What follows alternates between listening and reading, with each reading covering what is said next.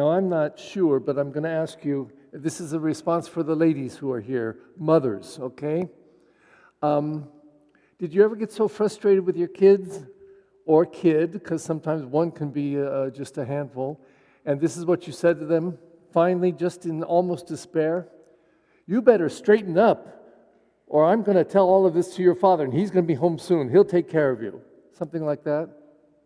I'm going to tell your father, and then put all the bad stuff on Daddy. When he comes in, he has to get all upset with them. Well, that's what I hear in that first reading. You know, I really think that when you look back at our faith and beginning with Abraham, this was faith in infancy, the very beginning, the very beginning of coming to know God. And it took hundreds of years for it to mature and grow and become something, well, like John would finally say in his letter after the resurrection of Jesus, God is love. Now that's a big difference from this first reading. Today I have set before you life and prosperity, death and doom. You know, you better do what I told you to do and stay faithful to me, or else you're going to die young. You're going to be miserable. And I have asked all of heaven and earth to witness that. Really. Well, it's not the God I believe in. And I truly believe in John's demonstration of it. God is love. He or she who lives in love lives in God, and God in him or her. And he says finally, wherever there is love, there is God. Now, isn't that the God that we want to draw close to? Or do we want to come to him like this, please, God, don't do it to me. I'm sorry, don't hit me.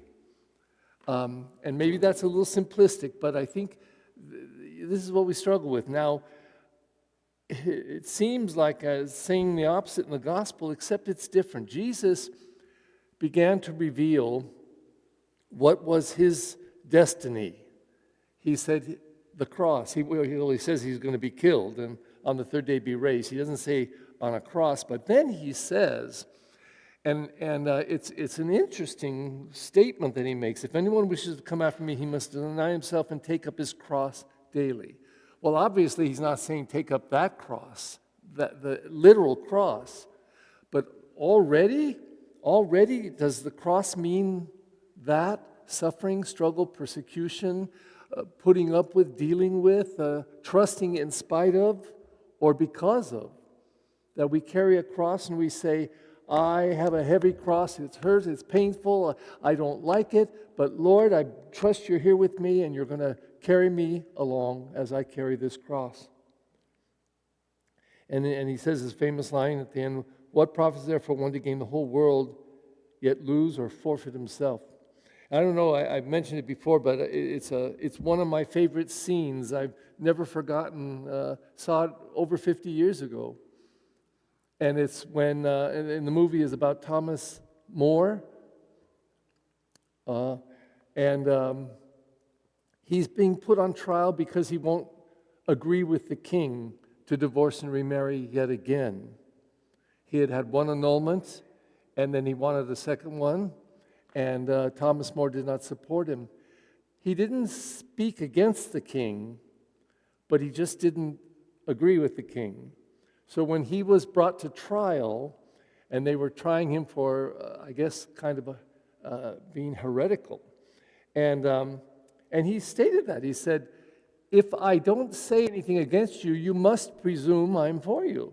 That would be the logical conclusion. And then finally, what gets him eventually imprisoned is because of this young man that really had admired Thomas More, but he lied. And he lied and said that Thomas More spoke against the king. And based on that, they said, you know, he's guilty.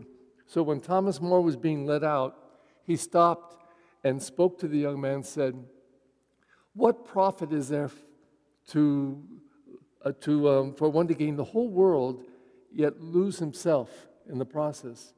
But he said, but for Wales? Because he became not the dean, but like a governor of Wales. And he was willing to sell out his friend, his mentor, and have him put into prison, eventually put to death, because he could get whales out of it. He could get a little treasure, a little stuff for himself. I think, Jesus is asking us to take a step back and then take a look and say, what really, really, really is valuable to us? What matters the most?